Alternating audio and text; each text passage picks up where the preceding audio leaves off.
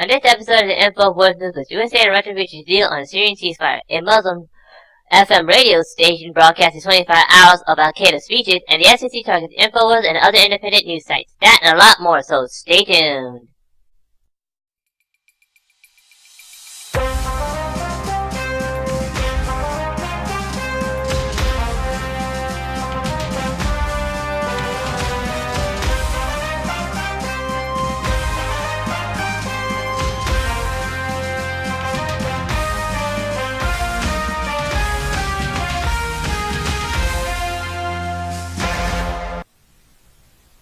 For the week of July the 10th, 2017, this is the first article here, and it's an article written by K. Daniels. The title Breaking.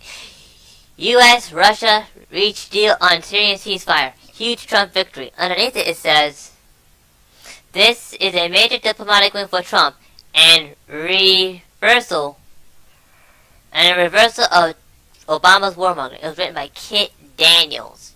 The United States and Russia have reported agreements on a ceasefire for a war-torn region of Syria. U.S. officials told media as Trump meets with Russian President Vladimir Putin. Although details of the ceasefire have not been released, it is known that it will take effect Sunday at noon Damascus time, the AP reports. Prior to Trump's meeting with Putin, Secretary of State Rex Tillerson said the U.S. was open to working together with Russia. This is a preparation to explore the possibility of establishing with Russian joint mechanisms of ensuring stability, including no-fly zones on the ground, ceasefire observers, and coordinating delivery of humanitarian assistance, he stated on Wednesday. If our two countries can work together to establish stability on the ground, it will lay the foundation for progress on the settlement of Syria's political future. It was no coincidence that the two countries reached a deal after Trump talked to Putin in person at the G20 summit in Hamburg, Germany. The two leaders met over 2 hours on Friday, despite the meeting was only scheduled for 30 minutes, which indicates Trump took advantage of the in-person meeting to make a deal with Putin and hammer out details of the ceasefire. And to hear more about what's going on here, here is Alex Jones about that. Now that's AP lying right there. I've interviewed the folks that brief Congress, both on air and off air, some of them generals, some of them colonels, you know, Colonel Schaefer. 98% of them are Al-Qaeda, Al-Nusra, Wahhabist. They're Sunni. They are backed by Saudi Arabia. They are the group. And so when you hear the U.S. has been backing the moderate rebels, that was under Obama, not now with Trump. That's why they've almost knocked out Al-Qaeda and Syria and ISIS, because now we're able to go after them. They're not moderate rebels. They're posing as moderate rebels. They're almost defeated. So now the time is coming for Assad to step down, as he told the Pentagon he would do 5 years ago when they came in and didn't let Obama launch a ground war. Now it's time for Assad to begin the elections and moving out once the final pockets are mopped up. Okay, thank you. You see, that is how it's supposed to be done. And he got a deal out of it, too. That is nice. Very good, Mr. Trump. I mean, President Trump, sorry. I need to remember to say that over and over again in my head. But you see, this is also a turning back on the quote, as the article said, go back on Obama's warmongering, because basically the real truth about this deal was that basically they're supposed to split Syria into 3 groups, and that's it. What Obama wanted to do was give the whole country to the jihadists, and believe me, that just shot down his chances right there. On to our second article here, and it's an article written by Chris Brookie from the Daily Mail, which was also written by Infowars. The title is called Muslim FM Radio Station Broadcasts 25-hour of Al-Qaeda speeches calling for holy war by mistake. Mistake? Please, man. A Muslim radio station broadcasts lectures by an Al-Qaeda terror leader calling for holy war. Ayman FM transmitted 25 hours of sermons from Al-Awlaki, a hate speech preacher killed by U.S. drone strikes in 2011. A complaint made to Ofcom, which has suspended the Sheffield-based station license. The watchdog said the material amounts to the indicated call for action to members of the Muslim community to prepare and carry out violent actions against non-Muslim people. He said that to have inspired the Charlie Hebdo attack in Paris and attempted to blow up an American airliner and the massacre of 13 people in Fort Hood, Texas. The lectures were broadcast in English on June 14th. In one, Al-Awlaki says, "Prepare for whatever strength you have for holy war against in the cause of Allah. This is a form of worship. Underneath the broadcast rules, hate speech must not be included on television or radio program except where justified by context." I mean, that's just it. They just blew their cover right there. And the funny thing about it is that technically, I really hope they do. I hope they do lose their license, because that is actually promoting hate speech.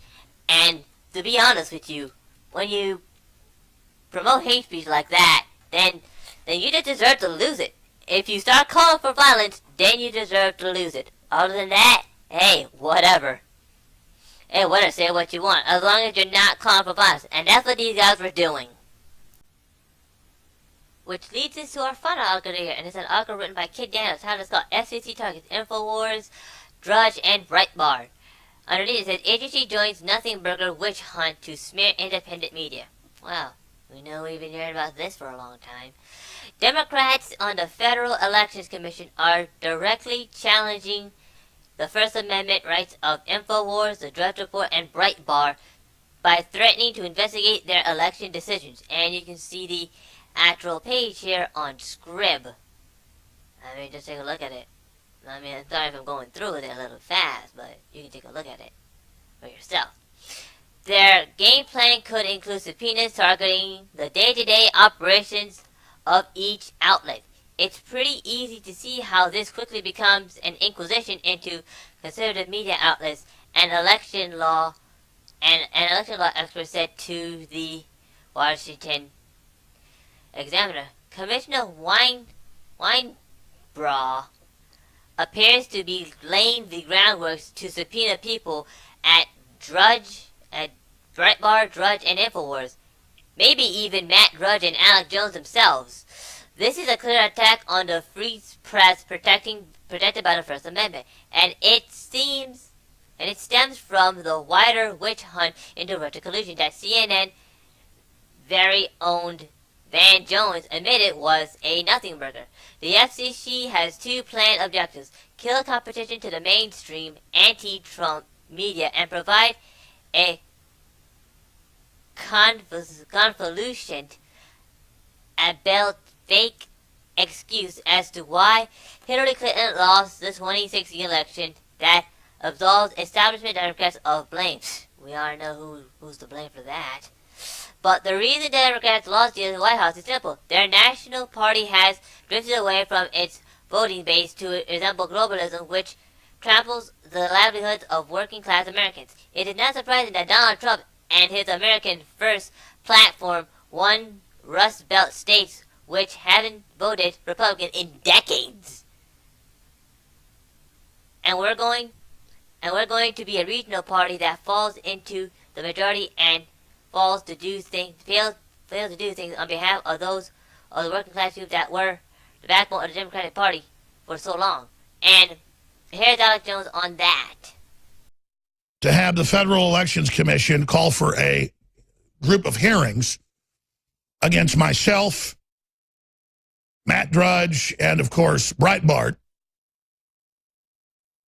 and admitting that we're under criminal FBI investigation for espionage, against the United States. This is so incredible to have the actual globalists that have hijacked the country, sold us out to Communist China, sold us out to the TPP, the IMF, the World Bank, the carbon taxes, Trump's pulling us out of all that treason, to have the actual enemies, the actual operatives, point their dirty, low-down, slimy, cowardly fingers at me and other true Americana patriots like Drudge and Breitbart and say that we are under criminal investigation for espionage and that they want us subpoenaed and that they want us drugged before Congress. Here's the problem, though.